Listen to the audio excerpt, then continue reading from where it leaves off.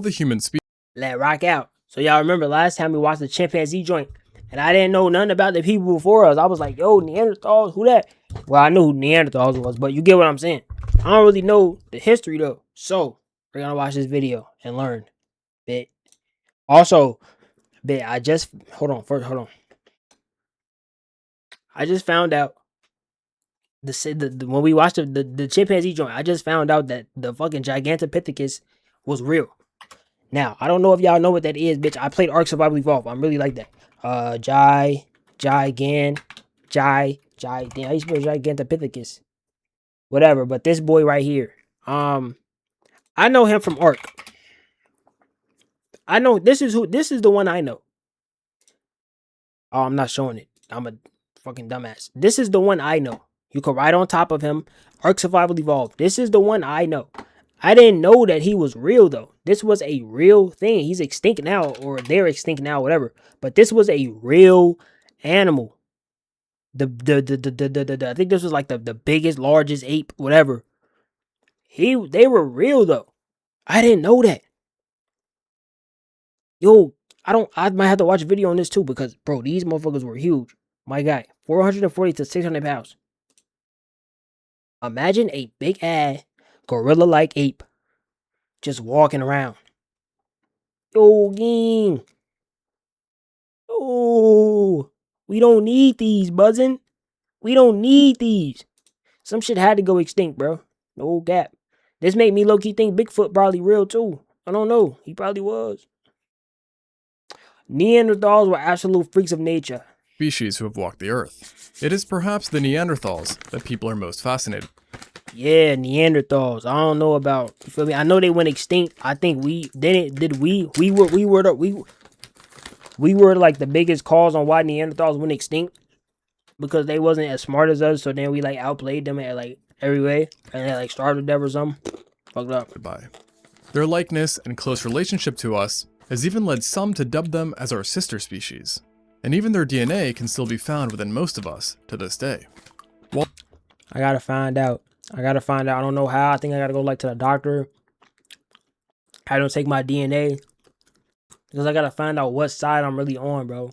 Because if low key, if I come from Neanderthals and not Homo sapiens, bro, I might gotta get it on with niggas, bro. I might gotta get it on, bro. Because Homo sapiens really the biggest reason why these boys went extinct. while dates aren't clear, it is thought that Let me make sure, actually. Let me make sure.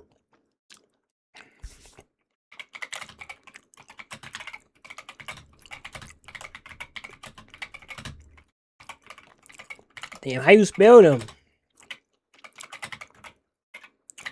I'm giving up. Like, fuck out of here. Yes, Homo sapiens were a primary reason for Neanderthal extinction, likely through a combination of competition, environmental pressure, and assalamu alaikum, rather than just direct violence.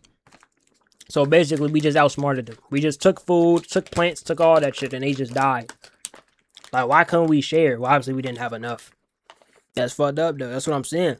If I find out I'm really like one of them, I'm gonna have to start a rebellion, bro.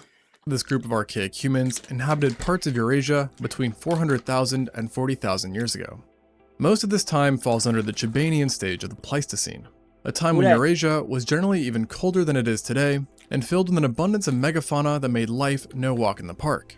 Therefore, to survive and thrive in harsh conditions, Neanderthals evolved some of the most insane. How many people like raisins? I don't like raisins, but I gotta eat them because I can't keep digging around trying to avoid them. They're very annoying. Biology seen in any Homo species. And if alive today, some would most likely even consider them to be superhuman in a few senses. That's what I'm saying, though. So they had all these feats. They did their superhuman, but they went extinct. Like, bro, I ain't gonna lie, y'all niggas suck. I'm gonna give it a stat, bro. Y'all suck, bro. Their anatomical differences to us would not be so obvious, with the likeliest contrasting feature being their height, as recovered specimens show that on average, Neanderthals were quite a bit smaller than modern humans, typically being 14 centimeters or 5.5 inches shorter than That's what I'm saying. That's the first sign. post-World War II populations. The tallest known Neanderthal specimen, dubbed a Mood 1, is believed to have been about 1.78 meters or 5 foot 10 inches tall, which really doesn't seem that tall, I hate you. all things Not considered. making no NBA team. However, when comparing Neanderthals to European populations of 20,000 years ago, like this dad how they was looking. I don't like they just look like niggas. Fat ass nose. The hair throwing me a little bit, but nose fat as shit though. They was chopped. I'm not gonna hold you. I'm dead ass. Listen, bro. Everybody from back in the day, back then, 4 million years ago, 20,000 years ago, y'all niggas was ugly, bro. Dead ass. Like when, like who, like, like when was the first time like motherfuckers started like, yo, let me shape my line up, like let me shape it up, like let me cut this beard off, bro. Like when?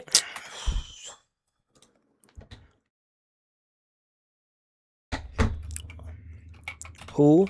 No. When were haircuts? Like who was the first one to really like get swag on Stone Age? So they was getting fresh back then? How? They would say likely. Oh, we don't even know for real, but it says humans likely began cutting their hair during the Stone Age. Typically far back 3 or 4 million years ago, using sharp stone tools, while direct evidence is scarce, grooming, shaving. Hairstyle was established by the upper Paleolithic. So they was doing it back then. Man, he fucking him up, bro. we find that Neanderthals were actually equally as tall. Mad hairy. Dirty, bro. I know they stink too. That's mad hair. You know, hair be like, you know. Tall, and if not slightly taller. So that's really all to say that we don't know how tall they could have been. Stink What's too. fascinating though is that despite being shorter than modern humans, that was stronger though. Neanderthals were quite a bit heavier. What are they? Wolverine? What are you talking about? With the average They might. Oh, that makes so much sense because Wolverine's like 5'5", but he like mad strong because his bones though, and he heavy. But Wolverine kind of like a Neanderthal because he like mad, like rabbit. He crazy, like an animal for real. They like animals. He don't really be talking. He be like, average male having weighed up to 83 kilograms or 183 pounds, while the females usually hovered around 66 kilograms or 146 pounds, making them 20% heavier than the average Homo sapien. Shawty. The reason behind this paradoxical sounding information is that Neanderthals had crazy robust skeletons that were much so these motherfuckers basically Wolverine. I bet. More compacted than our own, with virtually every single bone being thicker and heavier, with them sometimes even being twice the density. Their shoulders, femurs, chest, triceps, arms, and kneecaps were especially bulky, which are all signs that they were extremely powerful and muscular in life. And it is widely agreed upon that they were much stronger than us, a possible adaptation to their close quarter Fuck out of there, boy. They not fighting no bear. Hunting tactics that involved them using giant spears to take down medium and large-sized prey, which included various rhinos, horses, elephants, and of course, woolly mammoths.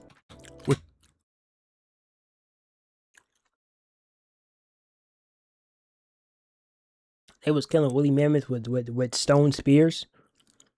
It had to be at least like 50 though. 50 Neanderthals circle around the woolly mammoth. Which were equivalent in size to African bush elephants, and sported thick coats of fur that made it that much harder to kill them. And speaking of African bush elephants, it's no secret that they're endangered just like their woolly cousins were before them when they were still around. As within just 3 generations, 50% of the global population of African bush elephants have died off. And while I love making videos about extinct animals, I would rather not have any more animals to be added to the list of potential videos. Yeah, I don't like when animals go extinct. The only, I ain't gonna lie, I'm gonna give it a look. Dinosaurs, they could go. I don't want to be on the same planet as no Tyrannosaurus Rex. Okay? I don't want to be on the same earth as no what's that big ass snake called? What's that big ass snake? It's a no. Yeah, Titanoboa. Listen, I don't want to be on the same earth as no Tyrannosaurus Rex, no pterodactyl, no Quetzal, no Titanoboa, no Gigantopithecus, no big ass fat ass spider. Look at this. Hold on. What do I look up? Spiders from 1 million years ago. Those spiders were big. Okay.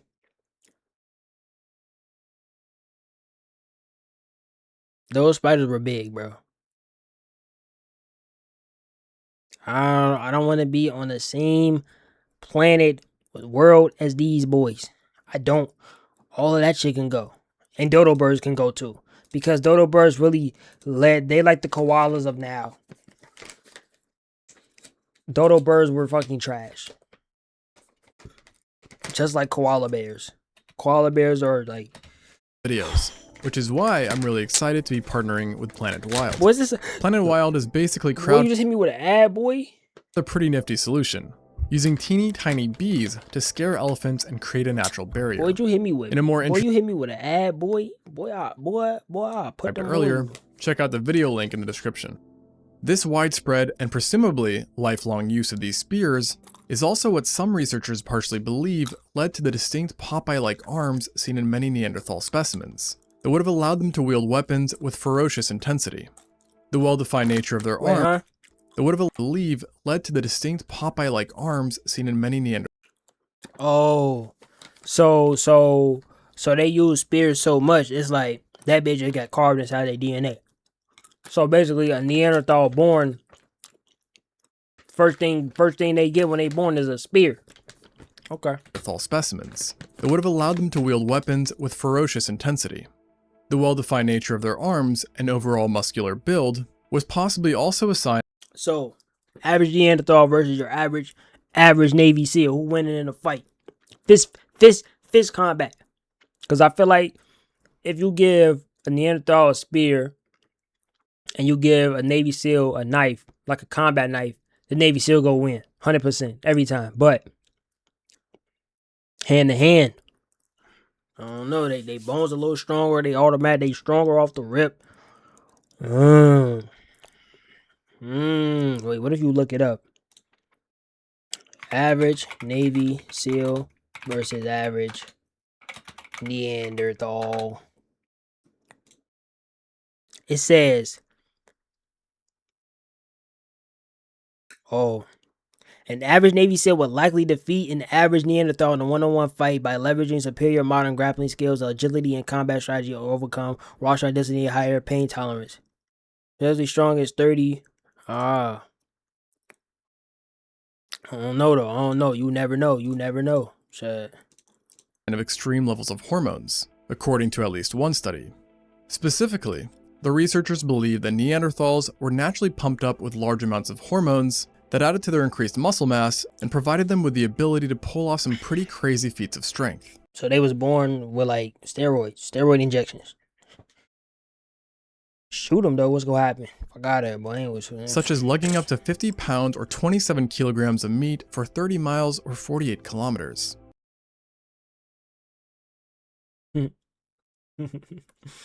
You're telling me that your average Neanderthal was hunting down the deer, grabbing it, and then taking it back 30 miles back to the village? He was walking 30 miles back to the village in one day? Or is this like, over a week or 2 weeks or a month?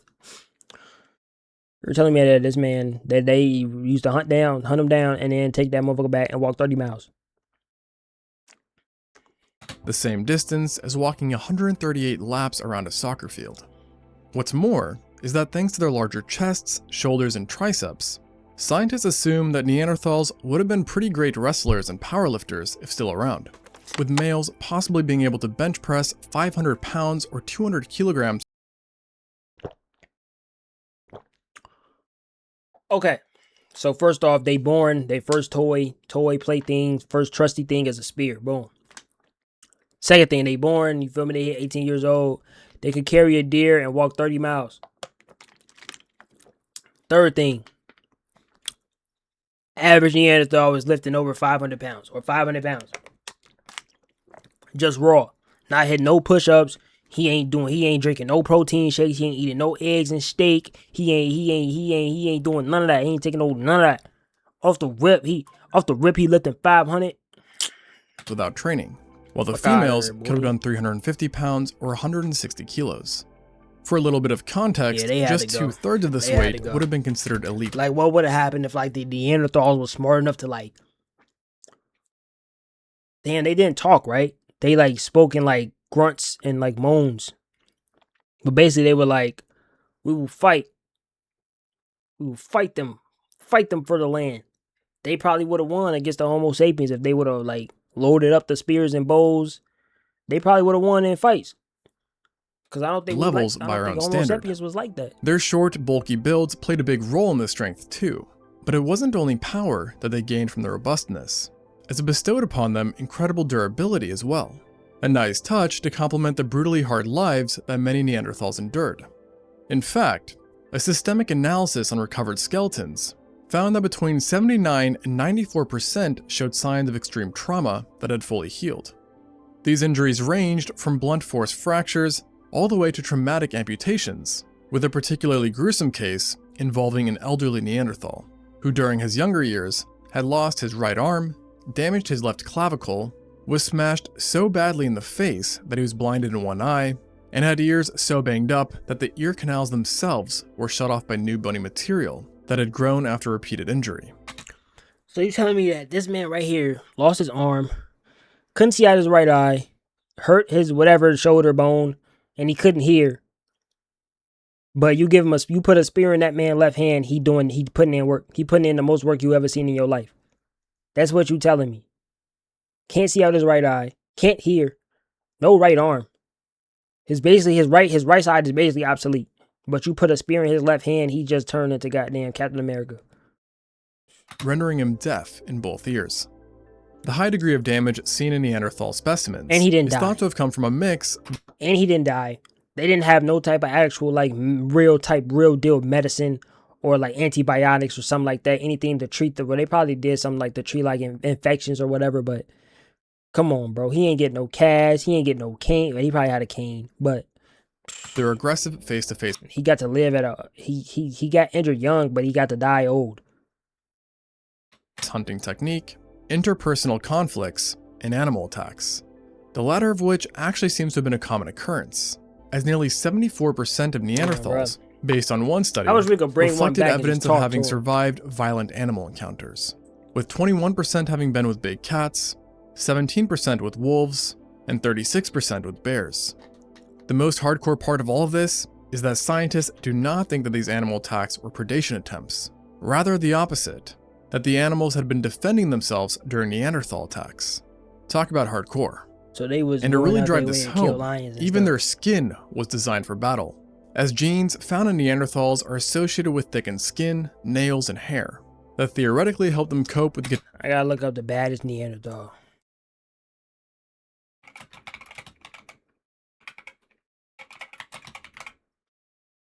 How you spell them?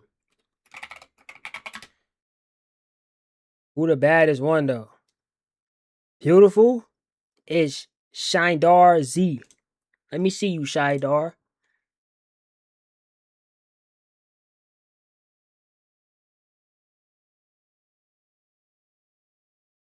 It's the baddest one. Like this was top notch back then. I'm just saying, like, I'm not trying to be disrespectful, bro, but this what them motherfuckers was fighting over. Cause you know back then, like, it ain't how it is now. Like, she going off the dude who the strongest. Like, he could get the better food, the most food, most everything, most shelter. So it's probably like if you really think about it, like, it's dead ass like some niggas who probably died for this, bro. For real. This is what they died for, again.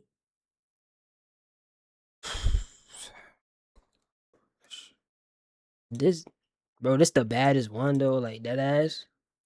The most scientifically detailed and beautiful reconstruction of a Neanderthal. This the baddest though, like, hey, yo. Oh brother, yeah, I hate getting banged up and enduring the cold. And yet another adaptation leave, I that ain't seemed to fighting for that benefit their shit, rough bro. Fuck lifestyle outta were here. large joints. That got allowed it, them to gang. perform You got strenuous it. movement Like, what, that would have bro? been extremely You hard. crazy? or I ain't no- gonna lie, bro. That's room up. But that's the baddest though. Like you really like real life think about it, bro. It's really some Neanderthals that probably died for that, bro. They literally died for that, bro. impossible for a Homo sapien to do. And while not necessarily larger, Neanderthal hands were also much different from our own, with their fingertips being broader and their thumbs sticking out at a much wider angle, which likely affected the way they gripped objects. And to some, their hand shape possibly meant a reduction in precision capabilities, which they made up for though by powerfully gripping their items and weapons. So clearly, Neanderthals were absolute units on the outside, but they were pretty crazy on the inside too, with one of the more obvious signs being their barreled chests, What that mean? which accommodated a wider rib cage and larger lungs, with studies finding that on average, Neanderthals had a lung capacity 20% greater than our own. Yet, this number widely varies, and some exceptional Neanderthals have us beaten even more badly in this area, as best demonstrated by Kibara 2, a male whose lungs can most likely hold 9 liters of air, which is 40% greater than the capacity of the average modern man's lungs. Why don't we And have to make this even more impressive, Well, I know why we don't, because we don't live in these type conditions, like, you know. Damn, bro, this is just dang. So for us to really evolve, bro, we got to go through something crazy. Damn, bro. keep in mind that until recently, the We gotta largest face, lung like, capacity extinction or ever something, recorded in an athlete was only 8.5 liters. Neanderthals' noses further supported this notion They that shit they was gobbled up mad air, fat. as they were quite long and wide, Mad which fat. helped them move air faster, as in 100% faster than what's seen by Mad any man fat. or woman today. The need for speed, through their noses and their ridiculous lung capacity, is thought to have been an adaptation to support their heavier bodies and to help them survive in the colder climates, since animals who do live in the cold, Neanderthals included, typically evolve faster metabolic rates to compensate for the rate of heat loss that they experience. This is then, of course, reflected by their energy requirements as well, as in the case of Neanderthals, it's believed that an individual needed between 4,500 and 6,700 calories every single day. Hold on, what's the average? So though? if they were What's the average? What's the average calorie intake? Jeez, the average is roughly 2,000 to 2,500 for men, 1,600 to 2,200 for women. These boys were chawing down still alive, 4,000. you could expect food items to have two completely separate nutrition labels 6,000. distinguishing between Homo sapiens and Neanderthals. The bulky nature of their noses seems to have helped directly with the cold as well, since more room in the nasal cavity would have helped to heat and humidify the cold, dry air that was coming in. Now, because Neanderthals breathed like champs, you may be thinking that they were exceptional long-distance runners she lied me. who could tire their she prey to lied me. complete exhaustion, much like what is she seen lied in me. modern humans. She lied me. However, on the contrary, Neanderthals were surprisingly poor endurance animals, who were instead built for bursts of speed. And there's actually more than one biological trait that points to this. One example being their toes, which were fairly long and wide, allowing them to stay in contact with the floor for a longer period. Don't open. Oh no, it's messed up. Oh, I gotta get the knife. Die. Oh. And thus allowing them to generate more power and faster starts. Not to mention that their leg bones were quite short, something that's not usually seen in endurance athletes of today, who typically have longer legs to increase each stride. Even their Achilles tendons were not designed for distance, having been long and narrow, making them not the best at storing energy needed for longer runs. I mean, but they And this is walk at once 30 again miles contrary to endurance athletes, They who should be almost always cool. have stiff, short, and wide Achilles tendons. though. And yet, while their lower extremities were the most blatant signs of speed over stamina, the true proof in the pudding came from something unseen to the naked eye, their muscle fibers.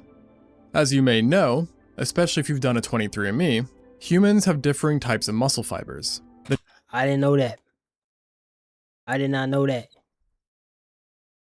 I didn't know that. Each specialize in a certain level of power generation to stamina ratio. For example, someone can have a higher ratio of fast twitch or slow twitch muscle fibers, the former of which helps to generate bursts of energy, while the latter can possibly help people perform better and longer lasting activities, such as endurance running. In modern humans, these fibers are mixed, and this was also the case in Neanderthals, but they typically had a way higher concentration of these fast twitch muscle fibers than we do, a likely adaptation for their hunting style, which required quick bursts of speed to get close and personal with their prey. This also means that if for whatever reason, I'm probably not gonna hop on Resident Evil. I'm not hopping on Resident Evil tonight. Probably tomorrow. No, definitely tomorrow, actually. Probably not tonight, though. And then I'm probably going to end after this Neanderthals vid. came back. Be sure to Probably. challenge one to a marathon After this instead of a vid. sprint, to at least give yourself the best shot of winning. All this power and speed no doubt gave them quite a lot of brawn, but interestingly enough, they were also a lot of brain as well, as they had You freakishly sure? large brain cases. For what? For what? Just to go extinct? For what? On average, the male brain cases tended to be 1,640 cubic centimeters, and in the woman, it was usually around 1,460 cubic centimeters, which makes them about 30% bigger than what's seen in contemporary humans. Now, pure size alone does not paint the full story of intelligence, but their huge brains were a good sign that they were at least far more intelligent than first thought. And today, it's widely believed that Neanderthals could perform a whole host of complex tasks, such as coordinating hunts, making tools, creating arts, taking exceptional care of the sick, and, of course, communicating. Yet, despite the size of their brains, researchers do not necessarily think that Neanderthals had superior mental prowess compared to us, as their brains were also structurally different than ours, having a more circular bomb-like shape that had to operate a large body and devoted larger areas to certain. Like, bro, flat top. That shit was flat top, bro. Flat top, thick eyebrow, fat nose. My nose fat too, but they shit fatter. Senses, such as smell and eyesight, as their occipital lobes were relatively huge. I don't know what that is. And their eyesight is actually what some scientists think is to blame for the massive brains, as Neanderthals also had unusually big eyes, which would have required much more brain power to process what they were seeing. Of course, though, no one has ever found an intact Neanderthal eye, but based on the size and shape of their eye sockets, it is estimated that they were about 15% larger than our own, which would have helped them see a lot better and sharper than we do, while also giving them better night vision. These eyes, in conjunction with their big brains and large noses, gave Neanderthals some pretty sizable heads and Who that? Who this though? Who this? Who Shorty? Who Shorty? They didn't show her when I looked up the bad that she did not pop up. Who Shorty though? I ain't see her. Who this? skulls that might have led to their sturdy, thick necks, seeing that they had to be able to support such giant noggins. Like, bro, he did look like a Harkonnen, bro, from Dune. Like, come on, bro. He looked like a Harkonnen, bro. Furthermore, their heads, relative to ours, were not just bigger, but more elongated and forward projecting as well. And unsurprisingly, their other facial features were supersized too, including the jaw and teeth. It was originally thought that their thick wide jaws and sturdy chompers were an indication of an insane bite force that would have let them gnaw on bones, tough meat, and a variety of abrasive foods. However, subsequent studies revealed a bite force not far from our own, with it being comparable to the bites seen in the upper range of modern humans, and would have registered at around 700 newtons. So that's to say, while it would hurt a lot to be bit, it would most likely not cause any catastrophic wounds, at least most of the time. This does call into question though, why did they have such large mouths and teeth if not for a strong bite? And one interesting idea claims that the answer is that the jaw was simply widened in order to accommodate the teeth themselves, which had essentially evolved to be a third hand. To be exact, a group of researchers believe that Neanderthals would have used their teeth to grip and manipulate different items, thus freeing up both of their hands for other uses. And there is some evidence that backs this, as besides being grippy in structure and nature, Neanderthal dentition have wear and tear patterns to the front that don't really align with eating or chewing, and is only found in Neanderthals, suggesting that they bit objects with their front teeth quite a lot. The bulky nature of each tooth may have also been an important part in processing their diets, which we know based on isotopic analysis consisted of large amounts of meat. So much so, in fact, that they are considered to have been hypercarnivores. In other words, 70% of their huge caloric need came from meat alone. Damn, bro, so they see a deer walking, elephant walking, they on that. They on that. At this point, I wouldn't blame you for thinking Neanderthals were quite funky and different compared to us. Of course they were. You may be wondering what impact this has on you if you're one of the many with Neanderthal DNA. For example, telling you, if it means super strength or voracious appetite for meat. You ain't getting no super strength. Well, simply put, nearly every study on the matter so far has not yielded any significant results. And most maintain that Neanderthal DNA usually only has subtle effects on athletic feats and physical appearances. Oh. Although, there is a growing list of studies that suggest that their DNA may have had greater impacts on our internal systems than we once thought. That being said, many of these studies have conflicted with each other, and there is a lot of disagreement in general on just how impactful Neanderthal DNA really is. But what no one is in disagreement with is just how amazing these extinct humans were. Thanks for watching. Nah, it did let me respect them more. I thought they was trash, bro. I thought they was just like stupid people who was just going around eating deers and zebras and stuff all day. But apparently they weren't.